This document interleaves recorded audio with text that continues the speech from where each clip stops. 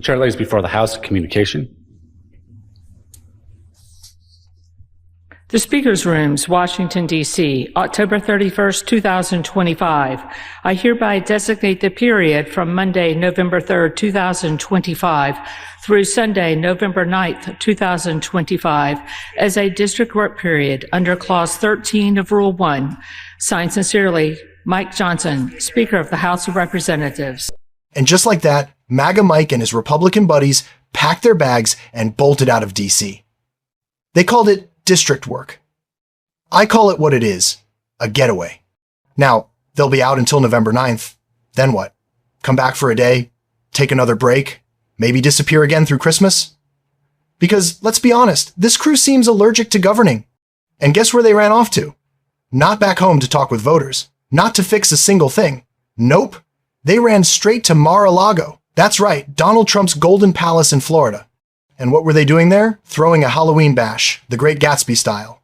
You can't make this up. The theme? A little party never killed nobody. A little party never killed nobody. That's what they called it, while millions of Americans are struggling to buy groceries, afford rent, or get healthcare. This wasn't just any party, folks. It was a roaring 1,920 seconds themed event. Champagne towers, jazz bands, flapper dresses, the works. A nod to The Great Gatsby, a story about greed, excess, and moral decay. And if that isn't the perfect metaphor for today's MAGA Republican Party, I don't know what is. Because you remember how the Roaring '20s ended, right? The Great Depression. Meanwhile, earlier that day, MAGA Mike did his usual media tour on Fox News, his favorite comfort zone. The hosts, even they were nervous. They said, "Mike, the polls aren't looking good. Americans are blaming Republicans for the shutdown." And what does he say? So the Washington Post ABC poll says that by a 45-33% margin, they blame Republicans more than they do Democrats for the shutdown. It was 47-30. So what's your response to that? Well, I'm not buying that poll because there's a lot of others who say, including a CNN poll that became pretty famous a couple of days ago, saying that the Republicans are winning and we're winning over independents and even Democrats who understand the reality of this whole situation. So look, it's very clear where the blame lies. The Democrats admit themselves that they are the ones shutting the government down, and they're having a hard time justifying that. So I do think the public pressure is building. You have a real pain that's going to be felt by many Americans, millions of Americans, every day that this goes forward. And if we get past November 1st, it's a very serious situation for a lot of people. Oh, I don't believe that poll. We're actually winning, even among Democrats. Winning? Really? Americans can't pay their bills. Federal workers are furloughed. Food assistance programs are frozen. But sure, you're winning. When asked when he plans to bring the House back into session, he dodges again. He says, "We're waiting for the Democrats to reopen the government." So let me get this straight. The House won't reopen because the government's closed? And the government's closed because the House won't reopen? That's like locking yourself in a room and blaming the people outside for not opening the door. Then the kicker reporters ask him why Republicans won't pass a standalone bill to fund SNAP, to feed families, while all this gets sorted out. And he says, and this is almost unbelievable, if we start doing things piecemeal, it'll reduce the pressure on Democrats to reopen everything. What circumstances has you bring the House back? What are you looking for before you do that? Brian, we are anxious to get the House back to regular legislative session, but we have to get the lights turned back on. Chuck Schumer and the Democrats in the Senate have got to reopen the government. Again, it's the most fundamental responsibility of Congress is to have the government operate and work for the people. And that's the number one priority right now, and we cannot deviate from that. That is the goal. That is the mission. It has to be done. Not until it opens. That's exactly right. Okay. Yes. So he's literally saying they're using hunger as leverage, starving people as bargaining chips. That's their strategy. When Democratic attorneys general filed lawsuits to force the Trump administration to release legally required SNAP funds, Johnson said those cases were frivolous. Except they weren't. The courts ruled against him. Twice. Federal judges told the administration, "You are violating the law. Feed the people."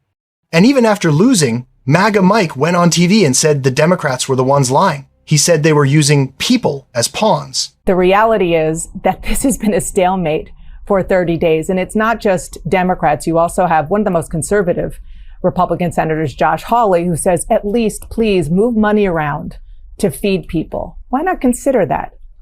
Because if you deviate from the goal of reopening the entire government, Chuck Schumer and the radicals over there will continue to play games with people's paychecks, their livelihoods. And if you do just part of this, it will reduce the pressure for them to do all of it, to do their basic job, and that is reopen the government. This is very real and very serious, and they can end it today. They can do it right now. All they have to do is, we just need 5 more Democrats in the Senate to help us reach the 60-vote threshold. We don't have enough Republicans to do the right thing on our own. We need them to do that. Upset, Mr. Speaker, because they say there's no legal basis, there's no evidence to prove what the president is saying. What's your response? To the shock of no one, House Democrats are not satisfied with the briefing from the Trump administration. I mean, give me a break. If they came out and said they were satisfied, they would be pilloried by their own supporters. Again, they're motivated out of fear. And as you said, Ainsley, Trump derangement syndrome. Look, I've been to a briefing with the Secretary of State himself, the Gang of 8, and we heard what was going on there. I'm not going to say the classified parts, but I will tell you, we have exquisite intelligence on exactly what we're doing, who is being targeted. They're bringing massive amounts of deadly narcotics into the country. Fentanyl was a leading cause of death for Americans aged 18 to 49 during the Biden years. We have a president now who is protecting the American people, and they ought to be applauding that instead of criticizing it. The irony is almost painful. Then, as if the week couldn't get any more surreal, Mike Johnson defended Trump's decision to restart nuclear testing. Yes, nuclear testing. For the first time in more than 30 years. His reasoning? Peace through strength. Peace through strength? Tell that to the families who can't afford dinner. You don't fix the economy by flexing nukes, Mike. You fix it by governing, by showing up. But of course, when pressed on why the government's still shut down, he pivots to the usual talking points. Able-bodied young men sitting on their couches playing video games. Illegal immigrants draining resources. Democrats abandoning their posts. It's always someone else's fault. Always another excuse. He even blamed Congresswoman-elect Raquel Grijalva, saying she's the victim of Democrat political games. Except, Mike, she's not sworn in because you shut down the House. The mental gymnastics are Olympic level. And if that's not enough, Johnson also defended Trump's plan to restart nuclear weapons testing. It's logical, he said. We need to make sure our weapons work. Meanwhile, back at Mar-a-Lago, the champagne keeps flowing, the jazz keeps playing, the lights stay bright. A little party never killed nobody, right? Except it did. Maybe not literally, but symbolically. Because while they danced under gold ceilings, people across America were sitting in the dark wondering how they were going to feed their kids, pay their rent, or keep their health care. This is what we're dealing with, folks. A Congress that calls hunger a pressure point. A speaker who runs away when things get tough. A movement that throws Great Gatsby parties while the rest of the country struggles to make it to payday. And you know what the saddest part is? They actually think this is all normal. They think this is fine. They think a little party never killed nobody, but it's killing the spirit of the country they claim to love. So, as MAGA Mike and his crew sip champagne in Palm Beach, remember this.